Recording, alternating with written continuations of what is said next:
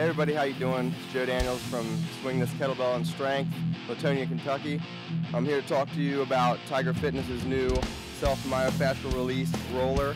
What that means, basically, fascial tissue and muscle tissue is very important. We're trying constantly to have, bigger, more mass, all that stuff, and what we're doing is just getting tighter and tighter and tighter.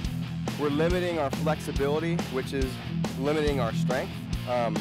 This is great for bodybuilders and everyone. I've been using these guys, foam rollers and whatnot, since 2006. And I have a lot of different videos out there, some old, some new. But this is a very interesting design. You want to have an array of massage tools to help you with recuperation and mobility. This is pretty interesting. I like the vertical grooves along the roller. It's good density, and what this helps do is basically break up adhesions in the muscle. Instead of just static stretching and stuff that you probably don't do anyway, this is going to help you with, like I said, recuperation, mobility. We can work basically your whole body. Foam rollers are better known for more of a broad, sweeping, larger muscle groups. Spinal erectors, quads, IT band, calves, stuff like that. You can go other routes for more pinpoint stuff on certain muscles, but this is definitely more of a broad, great start for your first introduction to myofascial release. Okay, my being muscle and fascial being the fascia tissue of your body kind of gives you an integrity to our tissue. Have you ever pulled apart chicken or beef and you've seen that kind of slimy, silvery looking, translucent tissue? Or that's fascia, and it's all through our body. It's almost like a webbing, a net that gives our muscle integrity. And that can get tight as well from overuse or underuse. What I do is, excuse me, when I see people with certain dysfunctions, say squat patterns, bad squats, if they have lateral knee pain, and it could be from the lateral quad, it could be from tight IT band, it could be from bad ankle mechanics, or not fully functional range of motion in the ankle. It could just travel all the way up the body. This is just a general thing I do for a lot of people, not dysfunction or anything, but I like to hit the calves. With the rollers, I like to hit the calves, the IT band, quads, the mid, upper, and lower back. Careful on the lower back, and the peroneals. Like I said, the new Tiger Fitness roller seems pretty interesting because it has the vertical grooves in there as well. So you're getting a little different feel. You're getting some softness and some hardness in certain areas where you can position this in different ways when you get more advanced. But first, let's say someone has some really tight calves that's stopping them from doing squats properly. The heels are raising, and we know that it's a tightness from the soleus and gastroc.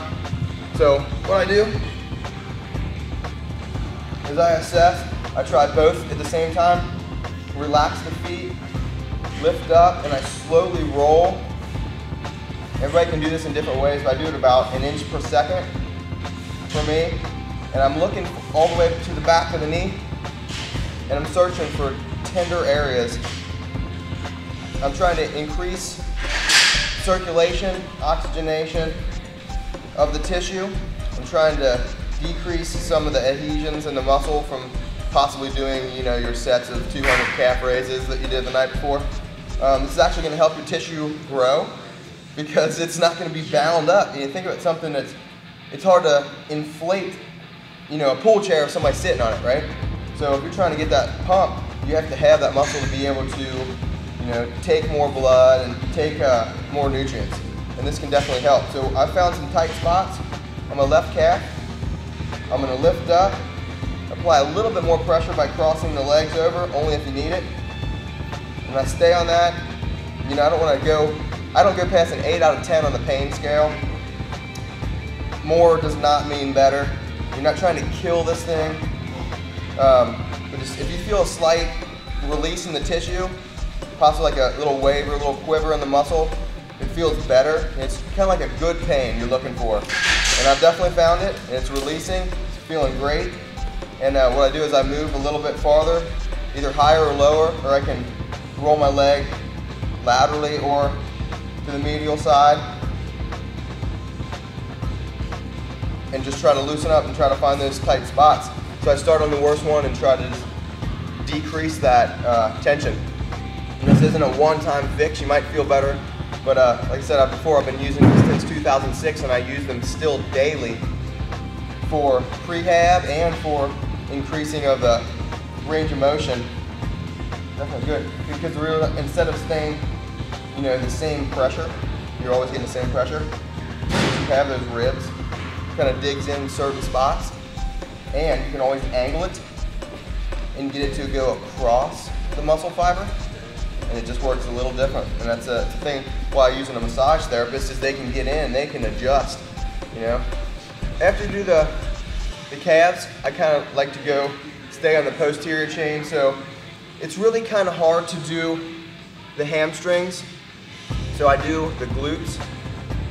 The glutes are usually a lot bigger than most people think, all the way up to the back of your hip. Like to lift that leg up a little bit, so we're turning off the glute. Try to find some tender areas. You can rotate a little bit.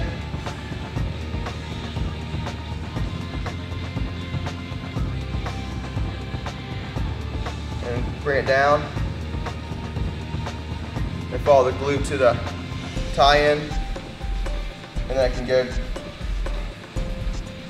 down that hamstring. I'm keeping the quad activated. See if there's any tender areas.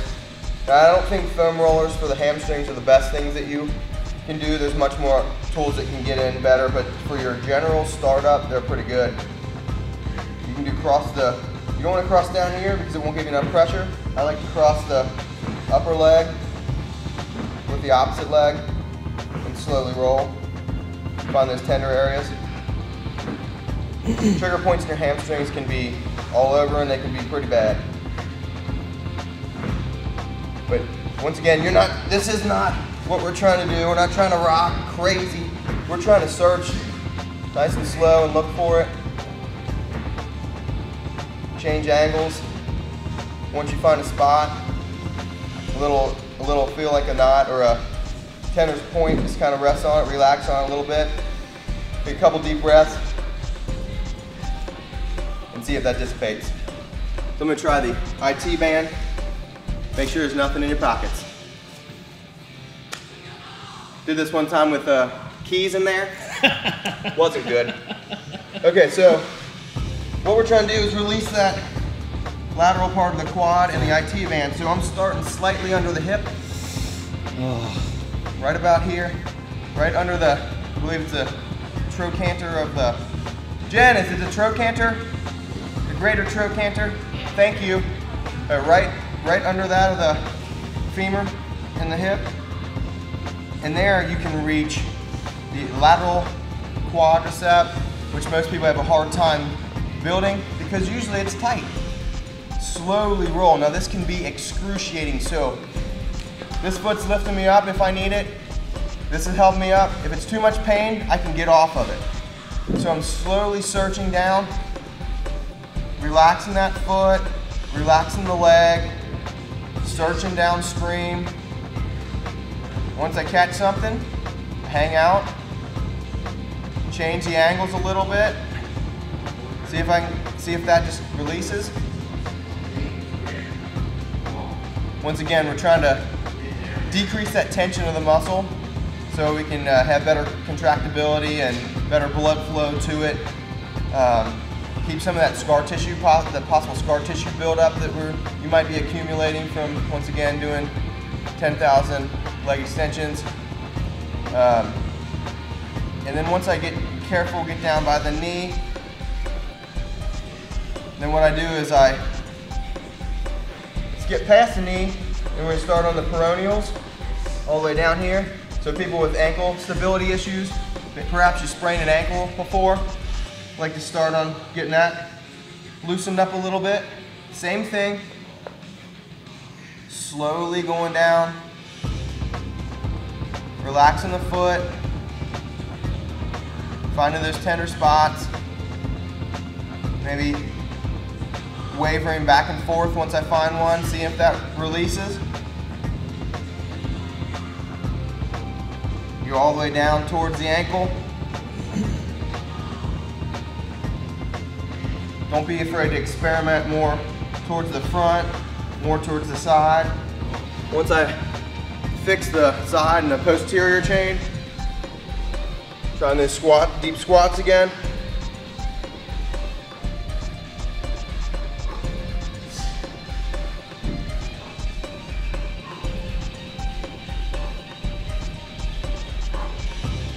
A lot of people can't really get that without elevating those heels, and usually it's in that ankle complex.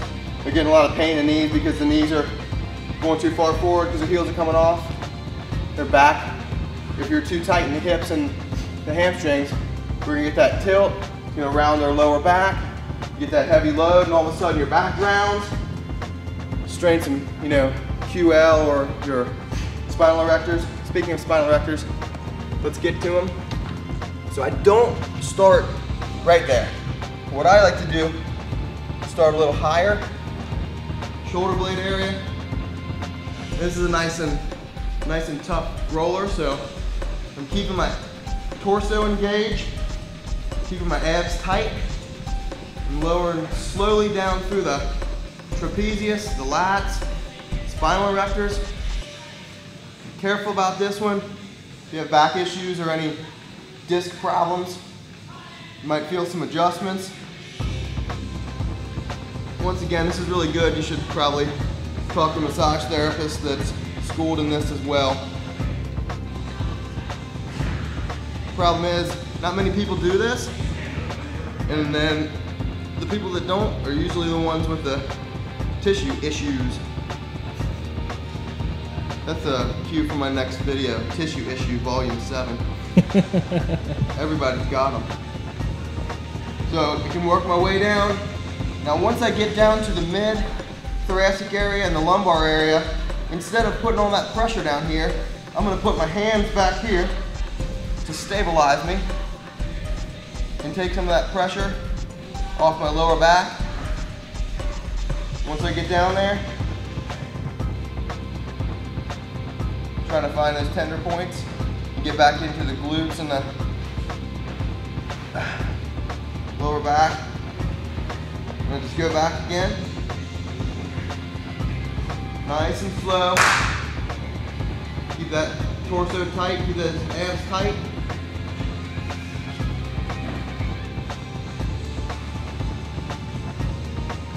Feels different if you have your arms open versus crossed. Your body, which opens up the trapezius and opens up the lats.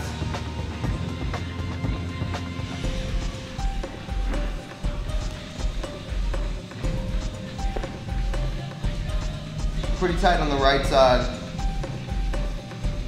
So that's why I'm going to hang out for a minute, see if I can find a way to get that tissue to release.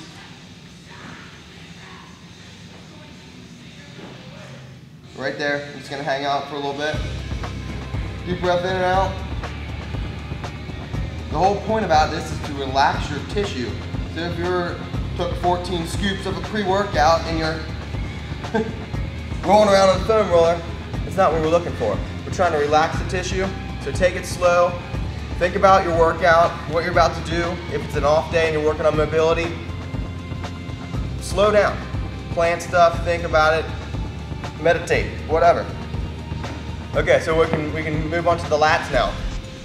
What I like to do with the lats, I like to start. Now this is a pretty tight foam roller, so you gotta be careful first. Don't put all your pressure on it. I like to keep that arm up, thumb up to the ceiling, palm up possibly, right on the armpit. Be real careful that you're not killing your shoulder blade. A lot of the tissue that attaches to your shoulder blade can get hit as well. Nice and slow. Roll down the side of your body. Really careful, you can always use less pressure by pushing your hand into the ground. Once you're past the shoulder blade, We're on the meat of the lats and the serratus.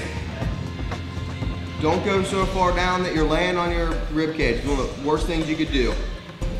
The last thing you want is to crack a rib because you're trying to loosen up your lats.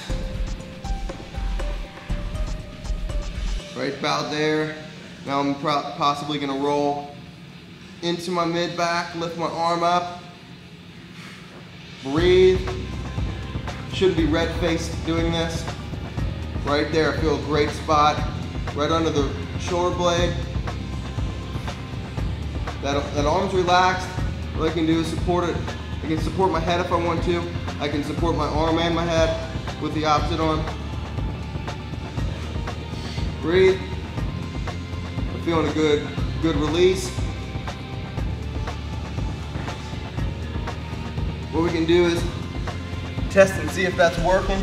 So it's a good test is, you can try it on the wall, but I like to do it on the ground. If I'm laying down with my spine on the ground, I should be able to touch. I should feel all my arm on the ground. Even when I'm touching, I can feel everything. My back's not arching, whole body staying on the ground. Of course, I've been doing this for a long time, so if you have one arm that's stuck here, it's an easy way to tell if you've got better range of mobility in a couple weeks or so from using the foam roller and other tools, if your arms are slowly lowering down to the ground. Along with the lats, it's good to work the pecs, pec major, pec minor. A little tough to do with the foam roller. There's better tools. So what I like to do with the quads, I like to start above the knee. Don't get on your kneecap, right above the quad tendon. Let's start a little bit there. So I like to do both at the same time, because most people, if you're really into training, you like to do squats. Your legs are probably, your quads are pretty tight probably. So I like to slowly lower myself. Now I'm still keeping my abs engaged. I slowly engage my hamstrings to turn the quads off. I'm slowly rolling down. Now guys, pay attention. You do not want to go too far. I've seen it happen. It's not pretty. Let's say I felt it happen once. Not pretty. So once you get close, you want to lean to one side and focus more on that upper quad on left or right side. You can get a good release there. Get some of that, all sorts of muscle, you know, all your quad heads. You can get your sartorius. You can get the TFL in this position by just rotating your body. It's one of my favorites because this is where I can catch up on my emails. My quads are incredibly tight. I've trained my quads a lot. When I was bodybuilding, my focus was to have awesome quads. So typing, typing, typing. Releasing, releasing, releasing. Being efficient, not wasting time. So once I've gone a couple passes for the quads and I've got them sufficiently relaxed, it may take a long time. I mean, don't expect this to feel immediately better in one day, in 1 week, in 1 month. Every little bit of this you can do, it's gonna help. You can do a little bit before your workout if it's something to help increase your, do it in a mobility routine. In addition to maybe some stretching and stuff like that, some active release stretching, things like that. I like to save, in my opinion, I like to save any static stretching for afterwards, because I don't want like a crazy different range of motion before I'm focusing on heavy weights, because I might have hypermobility in the joints. So I do that lengthening of the tissue at the end of my workout. Possibly the anterior, the tibialis. This can be bad. This can be excruciating. So what I like to do is put all my weight on my hands, on the opposite leg. You're not rolling the shin bone. You're rolling to the lateral part of it. So outside, what I do is lift it up carefully and slowly, slowly search that. I'm not putting all my weight on the right side, dissipated from my hands. Now I can make it a little bit more tougher if I need to. Chances are you won't need it. When you loosen up that tibialis, that can help your squats as well.